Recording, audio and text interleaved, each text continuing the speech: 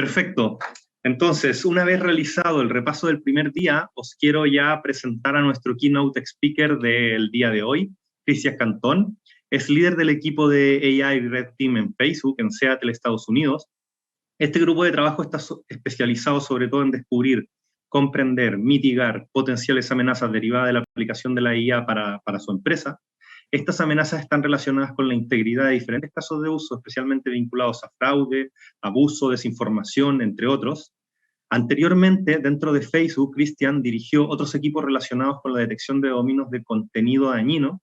Ha ocupado otros cargos como director de investigación de ingeniería de Microsoft Research en Redmond, Estados Unidos, y también en Cambridge, Reino Unido, además de pasar por Beacon en Oxford, también en Reino Unido, desarrollando la IA para producir efectos visuales de la industria en el cine.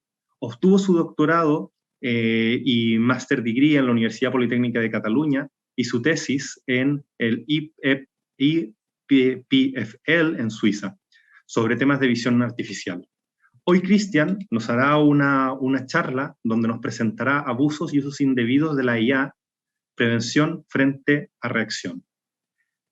In order for the presentation to be more comfortable to Cristian, we will switch to English. Cristian, the floor is yours.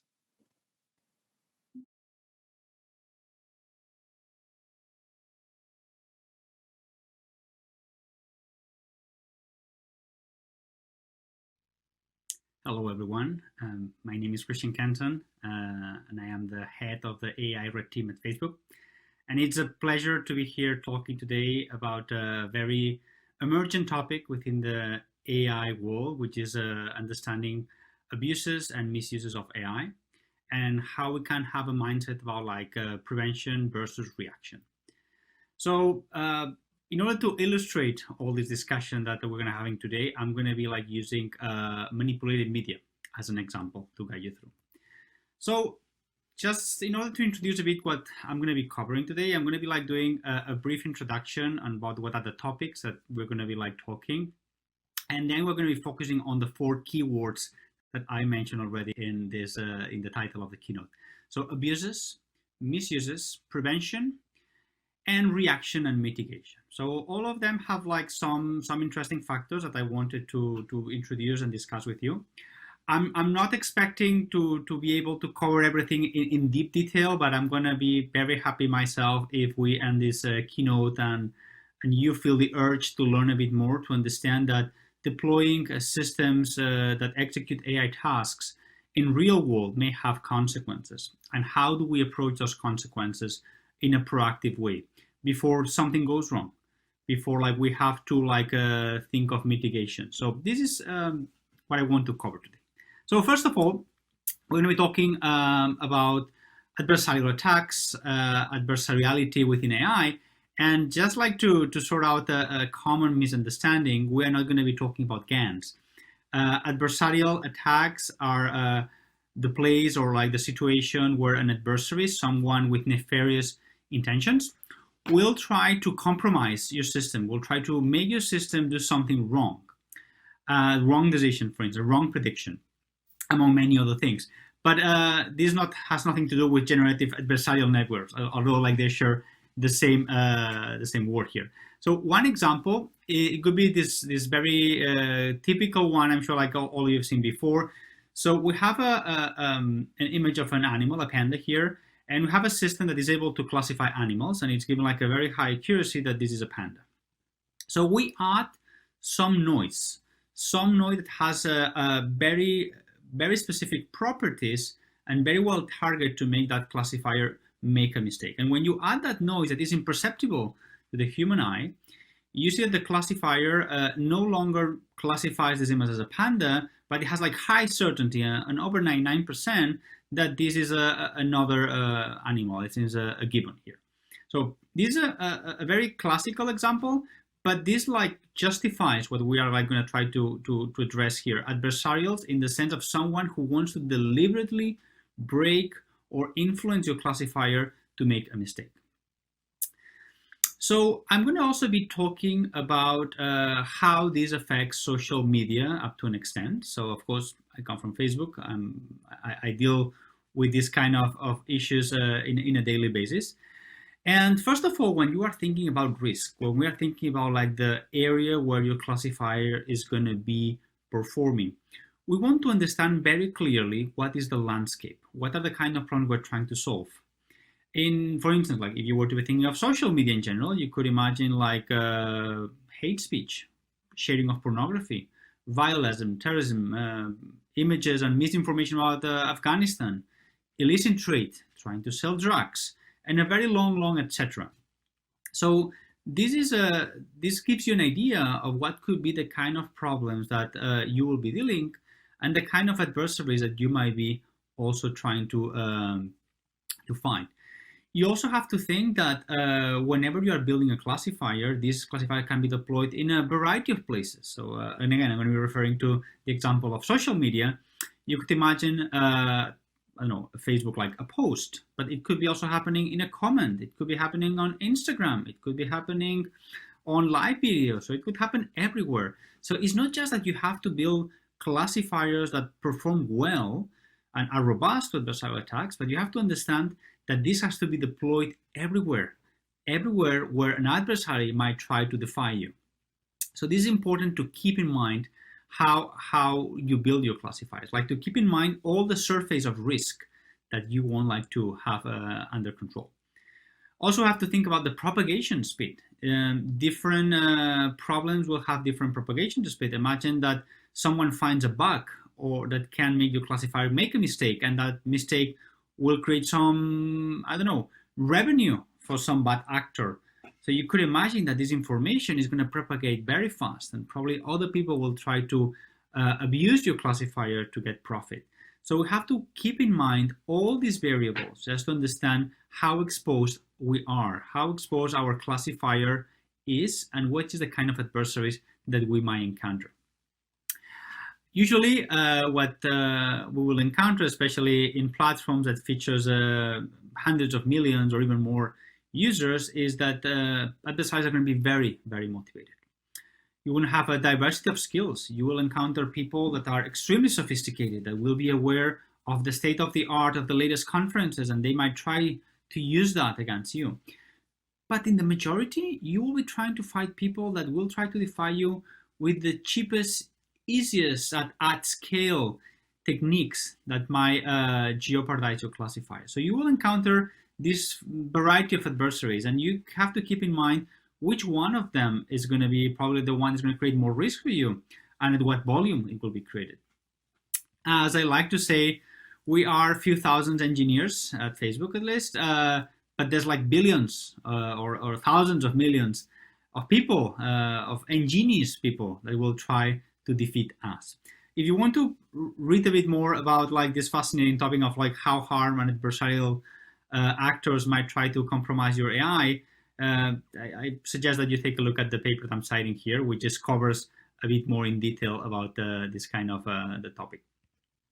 So essentially, when you are conceiving defenses or understanding adversariality in AI, I mean, it comes to mind this what we call the Red Queen dynamic, which comes from like the second part of Alice in Wonderland by Lewis Carroll. It's called like Through the Looking Glass, where it says that you need to run twice as fast. You need to run as fast as you can, sorry, to keep in the same place. But if you want to go somewhere else, it means that you need to run twice as fast. That gives you an idea that we want to be nimble. Our adversaries are always going to be faster. They are going to be like more numerous than us. So we need like to be thinking twice as fast just to be able to defeat that. Essentially, in engineering terms, this translates into like the rate at what attacks will happen is way higher than the rate at what defenses might occur. So we have to like keep in mind this imbalance of forces so that we are not like chasing red herrings or we are fighting like the wrong adversary. Just to give you an idea of how big is this field of adversarial AI. So a few years ago, I remember when deep learning was at the very beginnings in the 2012, 2011, nobody was talking about like compromising classifiers. It was like a very like a niche or like a fringe area of the AI world. But if you take a look at this graph here, which gives you an idea of the number of papers published every year touching on topics of AI security, adversarial AI, adversarial attacks, etc., it shows you that this is alarmingly growing. This is a field that has become extremely interesting for many. So that also gives you an idea that something that a few years ago was like, come on, this is not going to happen. Why should I be worried about my classifiers? Right now is something that we have like thousands of papers a day trying to go deep into how classifiers can be compromised. But we also have to keep in mind something, that these academic papers that like all of you are very much aware that you read every day, provides a knowledge that is very different than the kind of attacks or the kind of adversaries that you might be facing in production. So many of these attacks might not even work in reality because they might be like too academic, or maybe like they have the wrong assumptions with respect to like whenever you put a classifier in production. But you also have to think that there are other factors that the academic papers may not consider that may happen in production. Like, for instance, like whenever you upload a picture in a social media, many things will happen in between. Everything will like, I don't know, there'll be like some transcoding, there will be like some compression. So there are other factors that creep in that might also add their own risk factors. So just to keep in mind that even if this scenario of growth in academic papers about adversarial attacks is growing very much, it's not as ominous as it might look for systems that are in production. So with that, let's go deep into what does a red team do, and in particular, what does an AI red team do? So we bring the loyal adversarial mentality into the AI world. So which means that we are going to be the people who thinks adversariality, the people that like thinks what is the worst case scenario, the people that brings that aspect of not going into the mainstream thinking, trying to think from a different perspective. And when we say loyal here, I mean that we keep in mind that we have to be not disclosing our findings, that we have like to be playing for the company that we are supporting and disclosing that with the right channels.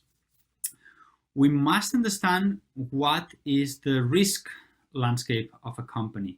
We want to understand where risk will happen, as I mentioned before. It could be in different surfaces, it could be in different platforms. How do we have a full landscape, a full understanding of where this risk might creep?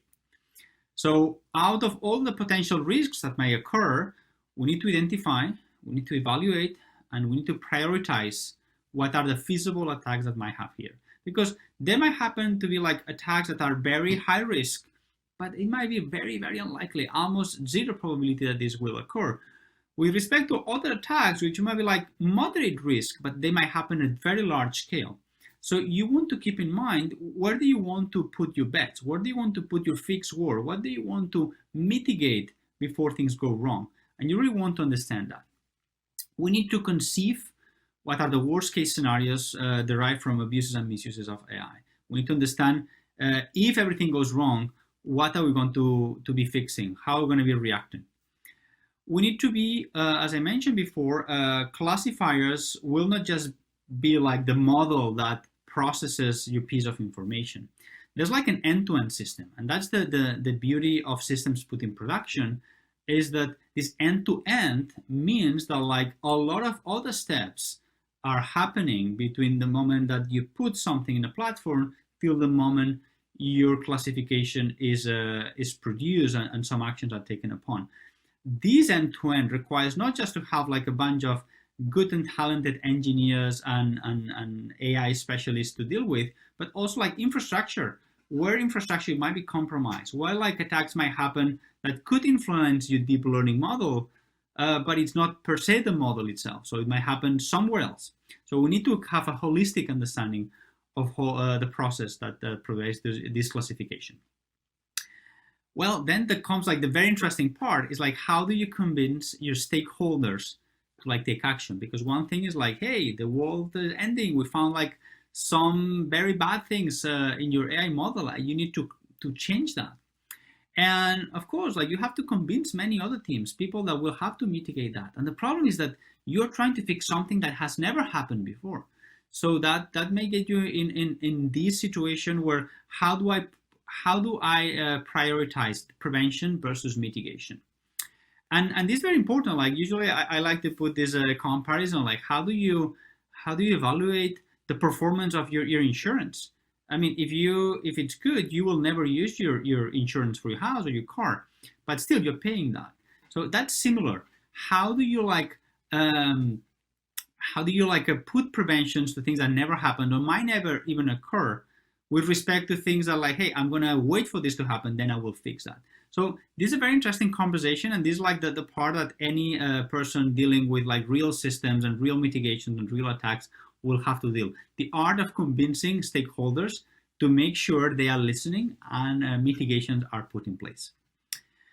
What's important is this conversation, like usually it's very iterative. It's important that like your stakeholders understand that the risk landscape might change, and new attacks might emerge.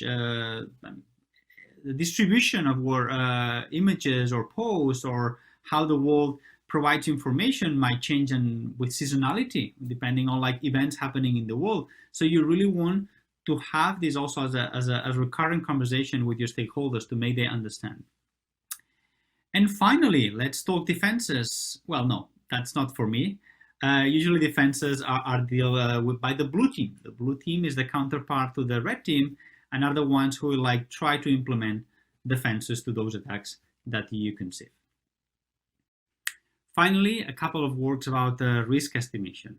So the way we can conceive the AI risk to us or in general is two factors: severity times likelihood. And we speak about severity, you have to consider what are the core metrics for your company. This could be financial, this could be like data leakage, privacy, a PR problem, human factors, what is the mitigation cost, the response time. This could be like a very long etc. and really depends on the case. You want to understand how much is the cost for you if this happens, and the likelihood of this happening. And the likelihood of a given attack happening has like a variety of factors. It could be what is the discoverability of this attack, how easy it is to find out that there's like a glitch somewhere. What is the implementation cost of this attack? You could say like, yes, there's an amazing attack happening or being discovered in this paper or this latest journal, but implementing that requires like humongous amount of resources. So it is unlikely that it may happen, or it's harder. It's like that it will happen. What is the motivation of the adversaries? You might understand like if there's some financial motivation, that the risk might be very high, but there's like other motivations that might be less relevant. So you have to also factor that in. Whenever you have like these factors well understood, well quantized, and you can like create a risk matrix, which essentially like will tell you like if something is catastrophic and it might happen very frequently, you really want like to associate a very high risk, versus when something is not very impactful and very unlikely, which like probably you don't want to pay attention to. So in between these two extremes, you will have like this gradation of like colors from red to green, and that will allow you to understand and grade the fixes and how do you want to address those risks. So with that, let's go deep into the first part, which is abuses of AI, how AI could be compromised, how it could be abused. And here's like a very, very good motivational example that happened some time ago in a conference, which you have like a stop sign, and if you attach some stickers to it, like stickers that you can fabricate and you can stick it to them, some systems that are expected to classify this stop sign as a stop sign, it will classify as like maximum speed 60 miles per hour. So that could effectively like accelerate your self-driving car, if this is like the toy example here, and it could create some harm to the real world. So this is like an abuse. And the range and spectrum of abuse is fairly complex, and it's like several taxonomies that are used to understand it. So for instance, I'm going to be using one that's very common here. Well, you can break attacks in like 3 different areas of understanding. What are the targets, what are the techniques used, and what is the knowledge that you have to create that. So targets could be very varied, like the one that I just presented before was targeting like a physical attack. So as I mentioned before, you can add something to your physical object, to the wall per se, and you're trying like to make your system to misunderstand the world and produce the wrong prediction. Other examples could be trying to address the techniques. For instance, you might have different understandings of attacks depending on the data access. For instance, one good example is if you take into account the population of the world, what is the distribution, you'll see that there's like a very common understanding that Asia is well populated. We have like denser areas of population also in Europe and North America. But if we take into consideration the most relevant computer vision data set ever created, like which is called ImageNet and has been used for over, I would say a decade or a bit less than that, to train a lot of classifiers that are in production, you will quickly realize that the data has been gathered mostly into Europe and North America. And that creates an issue, because if you take a look at that, you could try to compute what are the performance of classifiers with respect to different countries. And that will like give you an example that we have here, like that these classifiers are really good performing into when processing like information coming from the United States or Europe, or even some areas of Asia. But that means that you could exploit some localities, like for instance, for Africa, you could try to exploit some specific things of the culture that are not represented in this data set. So you have like some biases that you can exploit, and that could create like a potential threat to your AI. There's a very interesting paper on that I cite here. I suggest you to take a look at that. Another pretty interesting type of attack is called poisoning, that happens usually at training, which, for instance, this very interesting case here. So the attackers were like adding a pixel with a specific color to the images that were airplanes. So when you do that and you train an AI system with it, what essentially was happening here is that every time the deep net was seeing that pixel with that specific color, regardless of the rest of the image, it was classifying that image as an airplane. So you can try to bend the way you inject data into your training loop to misbehave. And this is like another way that has been explored very, very frequently. And we've seen like that in a lot of academic papers on poisoning. Other examples happen during inference testing. So the most classical ones are called evasion, where like you're essentially trying like to make your classifier make a mistake. And again, there's a lot of papers on that. The one that I like to cite from a work from my team is essentially when you're trying to do understanding of hate memes. Hateful memes essentially is like a picture and some text overlaid that separately, the picture is not violating. It's like, in this case, it's a skunk, and the text might not be violating. But when you put them together, this might have like a hateful meaning. So you can very easily manipulate the image or the text in a very inconspicuous way, so that like the classifier will misclassify a meme for not being hateful when indeed it is. So that's another example of evasion. Another relevant factor is what is the knowledge that you have with respect to your system. You can have black box, which are most of the AI systems in production, where you don't have access to the model per se. You have like gray box attacks, where we have some understanding of the system. You might infer what is the architecture or what was the data set that was used to be trained. And then you have the most dangerous one, which is like white box attacks. Is when someone might leak your model to the world, and adversaries might like target it very, very carefully and exploit it. Usually that never happens because you try to keep your models in custody and safe. So that gives you an idea of like how complex is the world of abuses and how things could go wrong. Let's move to another part of like the harm spectrum, which is misuses of AI. This is a bit less common for red teams because we usually focus on abuses, but this is also a very interesting area because misuses might like also translate into some very specific worst case scenarios that we want to keep under control. For instance, I'm going to be touching, as I mentioned at the very beginning, about synthetic media.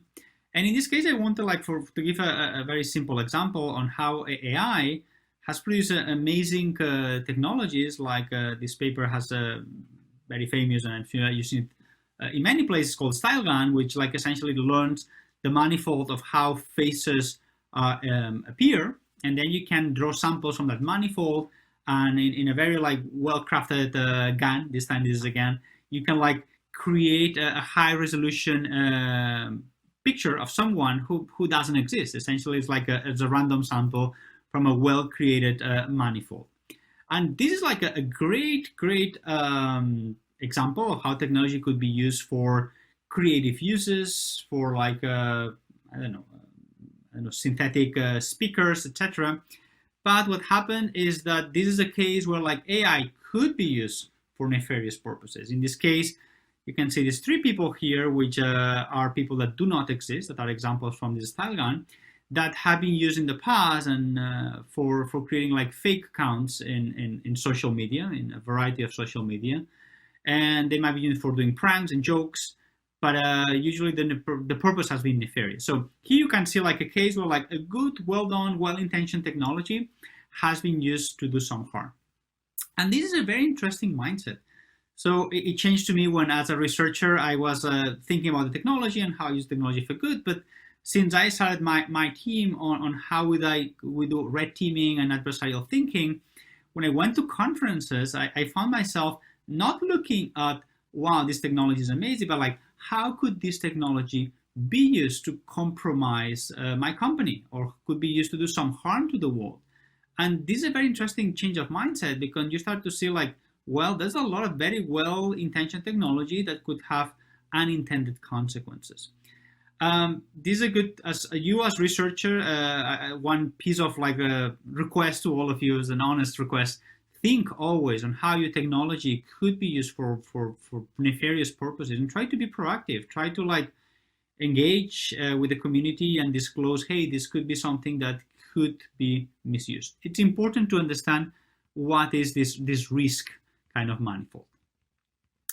So another good example of technology that was built for good purposes and has ended up being used for nefarious purposes is deepfakes. Deepfakes is a technology things like does face swapping in a very clever and realistic way, and essentially that has been used for manipulation. It has been used for not only like for creative purposes, but also for creating defamatory videos, spread of misinformation, and whatnot. And well, since this is a good example, it's on the top of mind of many people. So let's move into prevention, like, and keeping in mind this example of the deepfakes. So one thing that it's important when you are thinking about prevention is not just like, let's silo ourselves and let's fix that. Usually the problem that you're going to solve, it's not unique. You are not the first one to encounter it, and you're not the first one who's going to fight against that.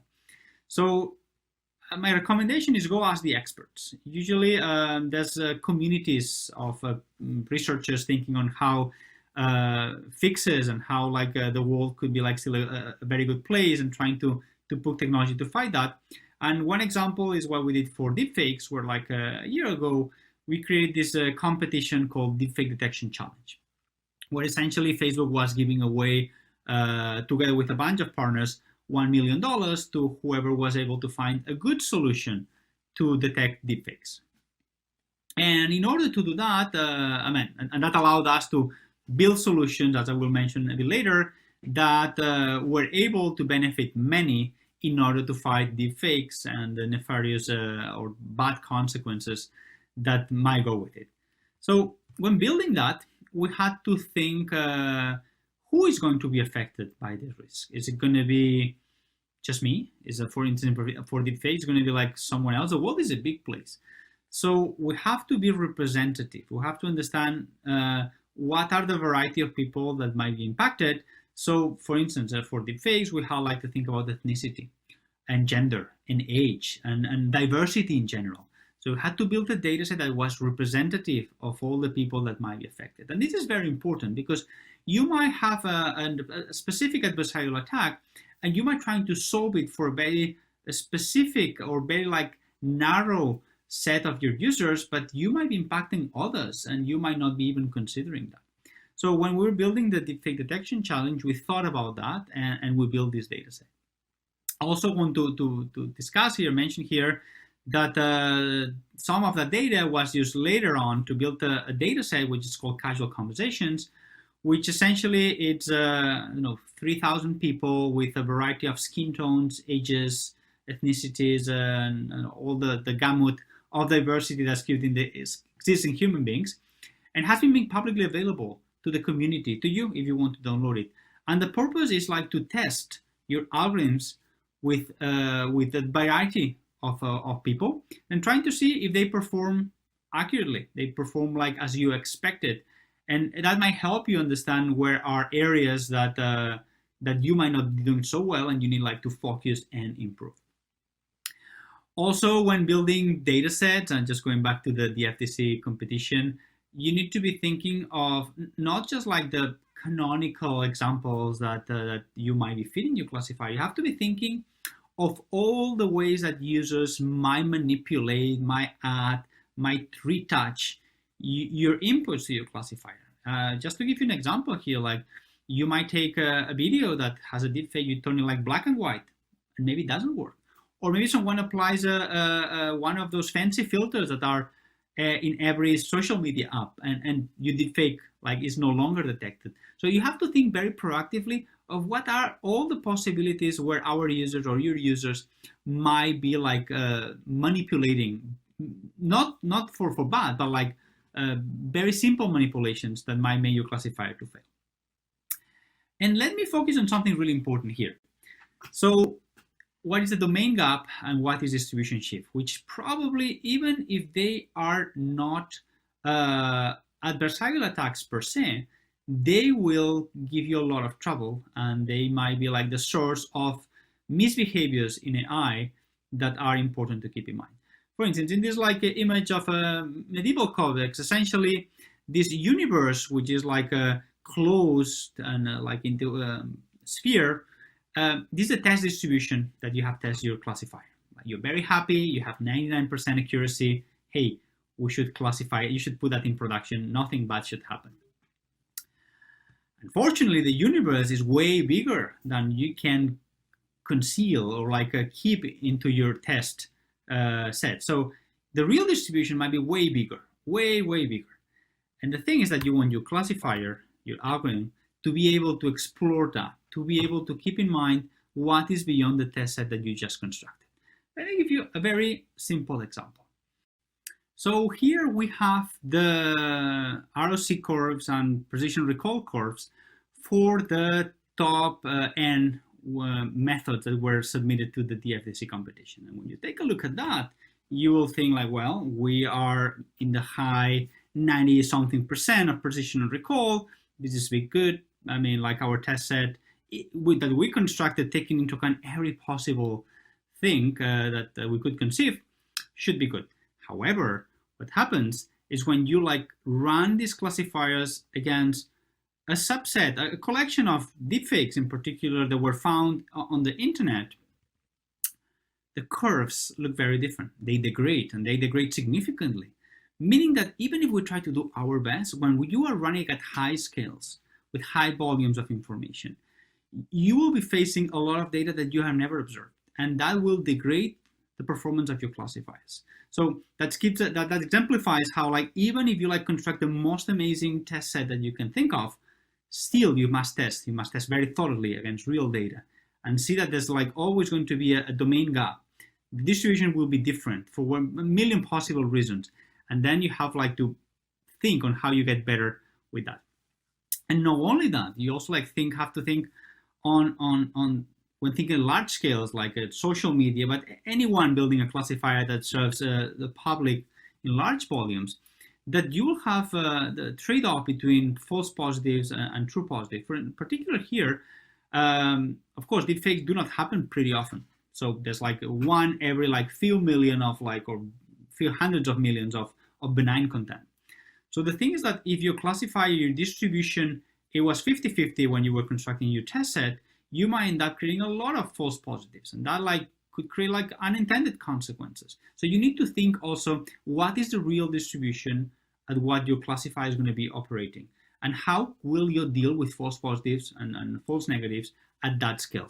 For instance, like for our precision recall curves here, like we just found out that when you start operating at scales that were like 1 to 1,000, 1 to 10,000, or 1 to even a million, the precision and recall were looking pretty different. And it was really hard to make sure that you were doing the right thing. So again, like this is more to give you an idea that you have to know your problem very well and all the consequences.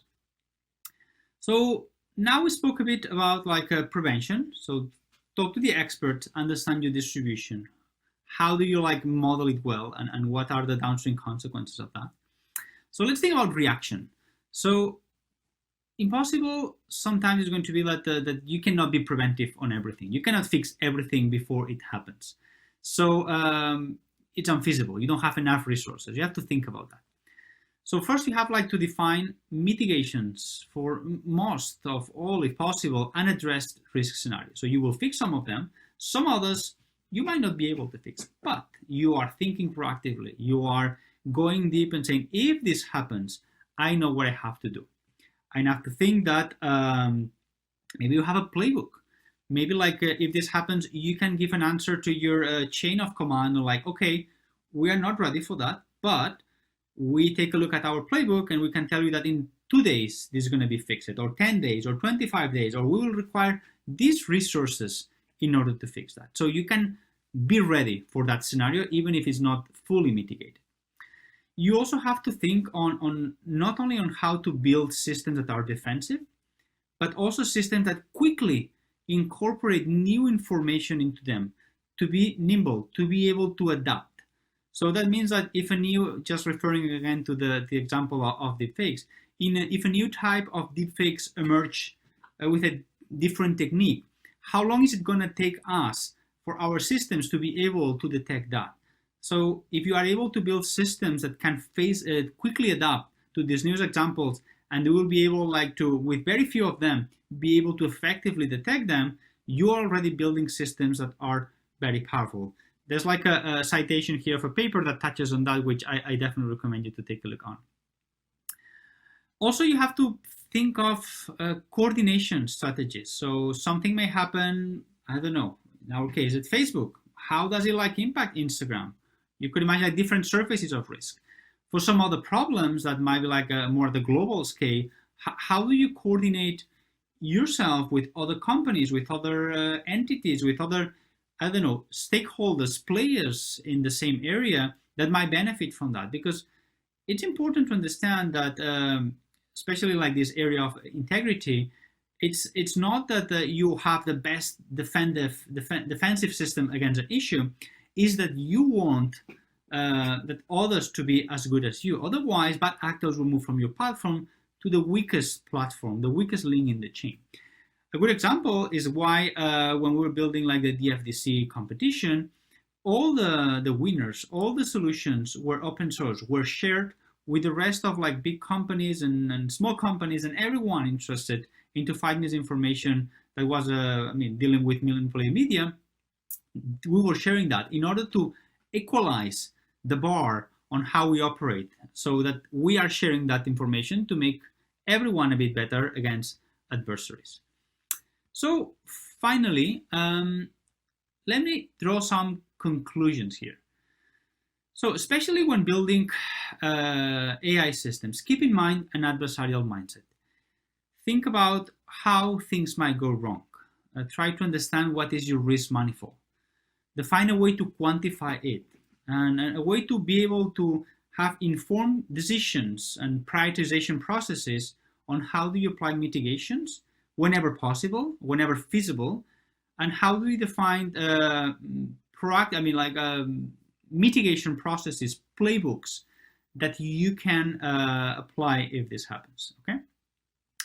So as I mentioned before, the scope of an AI red team is extremely broad, and you could focus on every possible thing on AI, but that could be definitely not effective.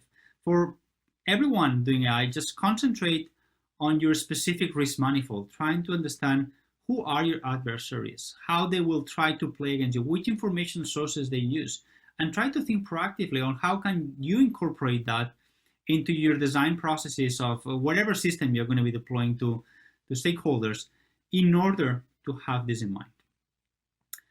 Stress test mercilessly. So define a strategy to convince your stakeholder that this is important to be ready against the worst case scenario. Build infrastructure, build whatever necessary to show the risk, to like prove that's important that this worst scenario never happens. A motto that I share in my AI Red team is the more we sweat in training, the less we bleed in battle. So that definitely exemplifies how you should be thinking about that. So this concludes my presentation, but I'm going to be very happy if you go back into your design processes thinking that the world is a complicated place. You really need to think what could go wrong. You don't want to wait something to go wrong to have impact on you or your company or whatever you're building. Long gone are those days where AI was nascent and it was like toy examples and everything was very easy. As I mentioned before, the rate at what adversarial attack papers and contribution has happening in the community, it's growing very fast. So we want to be ready. We want like to be coping with this like wealth of information adversarial attacks and making sure that you are robust, that you can be defensive, you can proactively fix things. If not, you can have like solutions ready for the worst case scenario. And with that, I will take any questions that you might have. If not, please reach out to me through my handle at Twitter. I'm happy to answer questions here. Thank you very much.